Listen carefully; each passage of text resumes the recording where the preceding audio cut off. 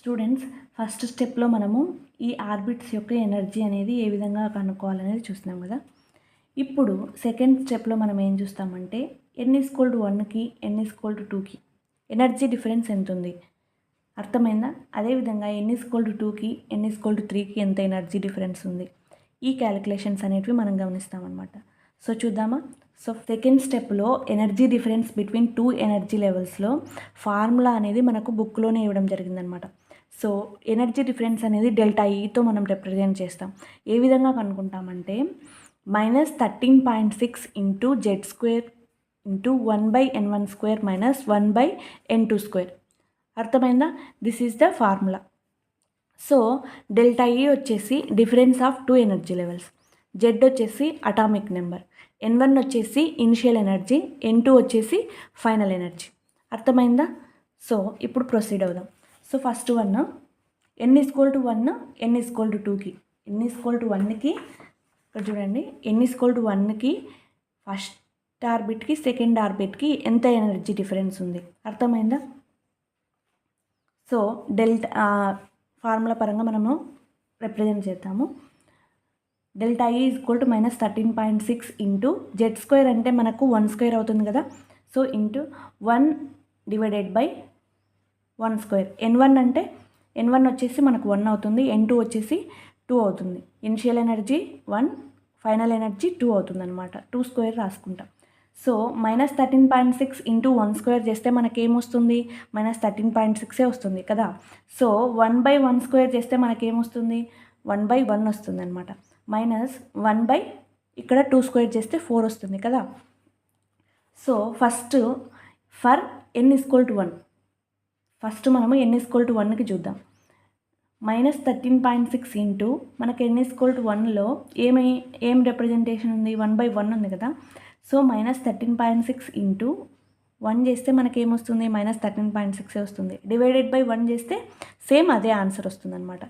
For n=2 so n=2కి -13.6 into 1 చేస్తే same answer అదే వస్తుంది కాబట్టి డివైడెడ్ బై 4 చేయాలి. -13.6 డివైడెడ్ బై 4 చేస్తే మనకు ఆన్సర్ ఎంత వస్తుంది, -3.4 వస్తుంది. సో అందుకే నేను ఈ డివిజన్స్ ఈ విధంగా రాయడం జరిగిందనమాట. ఇవి మనకు అన్నిట్లో ఇన్వాల్వ్ అవుతాయి. ఇవే అనమాట ప్రతిదానికి మనకు అవసరం పడతాయి అనమాట. అందుకే నేను ఈ విధంగా రాయడం జరిగింది. సో E2 - E1గా మనము తీసుకుంటాం. కానీ ఇక్కడ చూడండి, -13.6 -3.4 కదా. సో ఇక్కడ మైనస్ ఇంటూ మైనస్ ప్లస్ అవుతుంది. So 13.6 plus -3.4 plus into minus ఇక్కడ 13.6లో నుంచి -3.4 పోతే మనకి ఎంత వస్తుందంటే ఆన్సరు -10.2 ఎలక్ట్రానిక్ వోల్ట్స్ వస్తుంది స్టూడెంట్స్. కానీ మనం ఇక్కడ ఏం రాసుకుంటామంటే +10.2 ఎలక్ట్రానిక్ వోల్ట్స్గా రాసుకుంటాం. ఎందుకంటే ఇక్కడ చూడండి, n=1 నుంచి ఎలక్ట్రాన్ అనేది n=2కు పోవడానికి ఎనర్జీ అబ్జార్ప్షన్ చేసుకుంటుంది. సో అబ్జార్ప్షన్ అనేది ఎనర్జీ మనం చూపిస్తున్నాం కాబట్టి ఇక్కడ మనము వాల్యూ అనేది నెగిటివ్లో రాయము. సో ఇది వెరీ వెరీ ఇంపార్టెంట్ అనమాట. ఎవరన్నా ఇక్కడ మైనస్ వస్తుంది కదా, ఎందుకు ప్లస్ వాల్యూ రాసినారని స్ట్రక్ అయిపోవద్దండి, ఓకేనా. అందులో ఇంకొకటి ఏంటంటే డెసిమల్స్ ఉన్నాయి కదా, ఈ డెసిమల్స్లో అడిషన్ సబ్స్ట్రాక్షన్స్లో చేసేటప్పుడు కొన్ని రూల్స్ ఉంటాయి. ఎట్లా, సేమ్ సైన్స్ ఉంటే సమ్ చేయొచ్చు, డిఫరెన్స్ సైన్స్ ఉంటే మనము డిఫరెన్స్ చూడొచ్చు, ఆ రెండిటి వాల్యూలో ఏది లాంగర్గా ఉంటే మనము ఆ వాల్యూని మనం రాసుకోవచ్చు అనే కొన్ని రూల్స్ ఉంటాయన్నమాట. డెసిమల్స్, అడిషన్స్ అండ్ సబ్స్ట్రాక్షన్స్లో మనము ఈ విధంగా ఆన్సర్ రాసుకున్నా కూడా కరెక్టే, ఓకేనా. ఇక్కడ ప్లస్ వాల్యూ లేదు, మైనస్ వాల్యూ వస్తుంది కదా, ప్లస్ వాల్యూ ఎందుకు రాసినారంటే మనము అబ్జార్ప్షన్ ఆఫ్ ఎనర్జీని మైనస్ వాల్యూలో చూపించము. అదే ఎలక్ట్రాన్ అనేది ఇప్పుడు n=1 నుంచి n=2కి వెళ్ళింది కదా, 10.2 ఎలక్ట్రానిక్ వోల్ట్స్ ఎనర్జీని తీసుకొని అదే మళ్ళా గ్రౌండ్ స్టేట్కి వచ్చేటప్పుడు ఏ విధంగా వస్తుందంటే 10.2 ఎలక్ట్రానిక్ వోల్ట్స్ ఎనర్జీ అనేది రిలీజ్ చేసి వస్తుందన్నమాట. అర్థమైందా స్టూడెంట్స్? నేను అన్నిటికీ మనం ఇక్కడ ప్లస్ వాల్యూసే రాస్తాం అబ్జార్ప్షన్ అనేది రాసేటప్పుడు. మీరు అక్కడ కన్ఫ్యూజ్ అవ్వద్దండి, ఓకేనా? సో ఇప్పుడు మనము n=1 నుంచి n=2కి కనుక్కున్నాం కదా ఎంత ఎనర్జీ డిఫరెన్స్ ఉంది. సో ఇప్పుడు నెక్స్ట్ వన్ చూద్దాం. n=2 నుంచి n=3కి ఎలక్ట్రాన్ వెళ్ళడానికి మనకు ఎంత ఎనర్జీ అవసరం అవుతుంది. సో సేమ్ అదేవిధంగా ఈ ఫార్ములాలో మనము సబ్స్టిట్యూట్ చేస్తామన్నమాట. సో z²కి 1² రాసుకుంటాము. 1/2² minus 1/3². So -13.6 into 1 divided by 2² చేస్తే మనకి ఎంత వస్తుంది? 4 వస్తుంది కదా. ఇక్కడ 3² చేస్తే 9 వస్తుంది.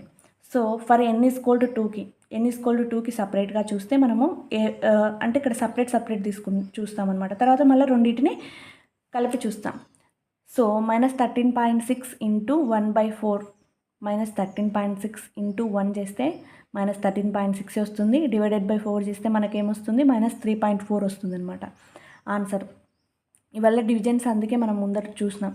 సో అదేవిధంగా ఫర్ n=3కి -13.6 ఇంటూ 1/9 చేస్తే మనకు -13.6 డివైడెడ్ బై 9 వస్తుందన్నమాట. సో -1.51 ఆన్సర్ వచ్చేసి ఈ విధంగా వస్తుంది. సో ఇప్పుడు -3.4 -1.51 మైనస్ ఇంటూ మైనస్ ప్లస్ ఈ విధంగా రాసుకుంటాము. అదేవిధంగా -1.51 ఈ విధంగా రాస్తాం. ప్లస్ ఇంటూ మైనస్ వచ్చినా కానీ ఇక్కడ మైనస్ వాల్యూ తీసుకోము మనము. 1.89 ఎలక్ట్రానిక్ వోల్ట్స్ అనేది ప్లస్లో తీసుకుంటాం అన్నమాట. సో ఇక్కడ చూడండి 3.4లో 1.51 పోతే 1.89 ఎలక్ట్రానిక్ వోల్ట్స్ అనేది మనకు వచ్చే ఆన్సర్. అర్థమైందా? సేమ్ n=3కి n=4కి మధ్యన ఎంత ఎనర్జీ డిఫరెన్స్ ఉంది. సో సేమ్ యాజ్ ఇట్ ఈస్గా మనము సబ్స్టిట్యూట్ చేస్తాము. 1/9 - 1/16 వస్తుంది. సో n=3కి సపరేట్గా కనుక్కుంటే -1.51 వస్తుంది. అదేవిధంగా n=4కు తీసుకుంటే మనకు 0.85 వస్తుంది. అర్థమైందా? సో ఇక్కడ మనము ఇంటూ 1 -0.85 చేస్తే మనకేమొస్తుంది? మైనస్ ఇంటూ మైనస్ ప్లస్ వస్తుంది. 1.51 ప్లస్ -0.85 తీసుకొని మనము 1.51లో 0.85 పోతే మనకు వచ్చే ఆన్సర్ ఏంటంటే 0.66 ఎలక్ట్రానిక్ వోల్ట్స్ అనమాట. అర్థమైందా? 0.66 electronic volts energy is needed to electron n=3 నుంచి n=4కి వెళ్ళాలంటే ఇంత ఎనర్జీ అనేది అవసరం పడుతుంది. అదేవిధంగా 4th వన్ కూడా ఈ విధంగానే చూస్తాము.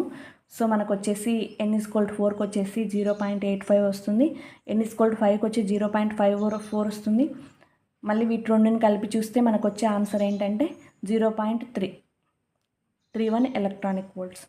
సో ఎలక్ట్రాన్ అనేది n=4 నుంచి n=5కి వెళ్ళడానికి మనకు కావాల్సినటువంటి ఎనర్జీ ఎంత? 0.31 ఎలక్ట్రానిక్ వోల్ట్స్.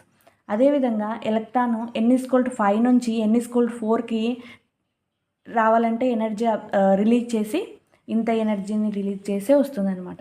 కాకపోతే మైనస్లో -0.031 ఎలక్ట్రానిక్ వోల్ట్స్ అనేది అంత ఎనర్జీ రిలీజ్ చేసి సో స్టూడెంట్స్ సేమ్ n=5 నుంచి n=6కి మనం చూస్తే మనకు వచ్చే ఆన్సర్ ఏంటంటే 0.16 ఎలక్ట్రానిక్ వోల్ట్స్ అనమాట. సో మనము ఇక్కడ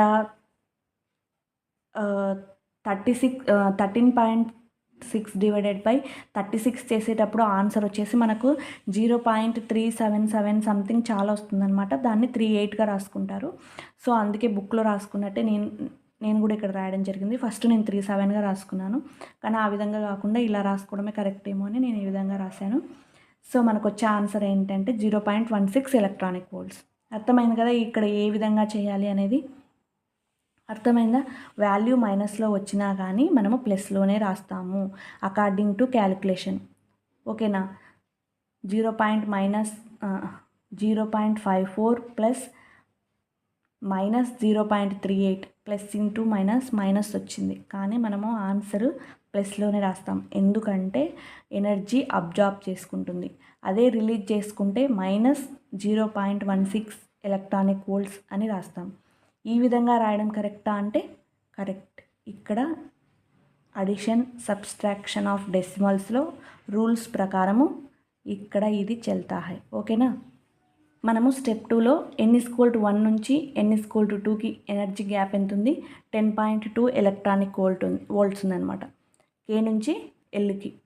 అదేవిధంగా n=2 నుంచి n=3కి ఎలక్ట్రాన్ వెళ్ళాలంటే ఎంత ఎనర్జీ అబ్జర్వ్ చేసుకుంటుంది, 1.89 ఎలక్ట్రానిక్ వోల్ట్స్ ఎనర్జీ అబ్జర్వ్ చేసుకుంటుంది. అదేవిధంగా ఎలక్ట్రాన్ M షెల్ నుంచి N షెల్ వెళ్ళడానికి ఎంత ఎనర్జీ అబ్జర్వ్ చేసుకుంటుంది, 0.66 ఎలక్ట్రానిక్ వోల్ట్స్ ఎనర్జీ అబ్జర్వ్ చేసుకుంటుంది. అర్థమైందా.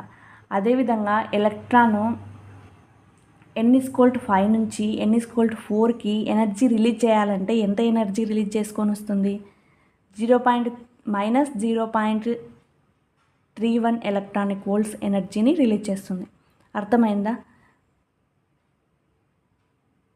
n=5 నుంచి n=6కి ఎలక్ట్రాన్ అబ్జర్వ్ చేసుకోవాలంటే 0.16 ఎలక్ట్రానిక్ వోల్ట్స్ ఎనర్జీ.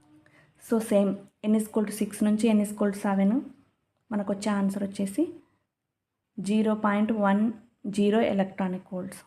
అర్థమైందా. సో ఈ విధంగా క్యాలిక్యులేట్ చేయాలనేది రిప్రజెంటేషన్ పరంగా చూపించాను నేను. సో కొంతమంది ఊకే వాల్యూస్ గుర్తుపెట్టుకోవడం కంటే ఏ విధంగా వచ్చినాయనేది కన్ఫ్యూజన్ ఉంటుంది అన్నమాట వాళ్ళకి. సో అటువంటి వాళ్ళ కోసమే ఈ విధంగా రాసి చూపించాను నేను. ఓకేనా. సో పీ షెల్ నుంచి ఎలక్ట్రాన్ క్యూ షెల్కి వెళ్ళడానికి ఎంత ఎనర్జీ అబ్జర్వ్ చేసుకోవాలి, 0.10 electronic volts energy is needed to electron. అదేవిధంగా n=7లో ఉన్నటువంటి ఎలక్ట్రాన్కి n=6లోకి రావడానికి ఎంత ఎనర్జీ రిలీజ్ చేస్తుంది అంటే -0.10 ఎలక్ట్రానిక్ వోల్ట్స్ ఎనర్జీ రిలీజ్ చేస్తుంది. అర్థమైంది కదా స్టూడెంట్స్. మనం ఇక్కడ స్టెప్ 2 అనమాట. సో మీరు ఇక్కడ కన్ఫ్యూజ్ అవ్వకూడదని ఆర్బిట్ నెంబర్ అన్న ఒకటే, షెల్ నెంబర్ అన్న ఒకటే, నేను 2 టైప్స్ రిప్రజెంట్ చేసినాను. ఓకేనా. So orbit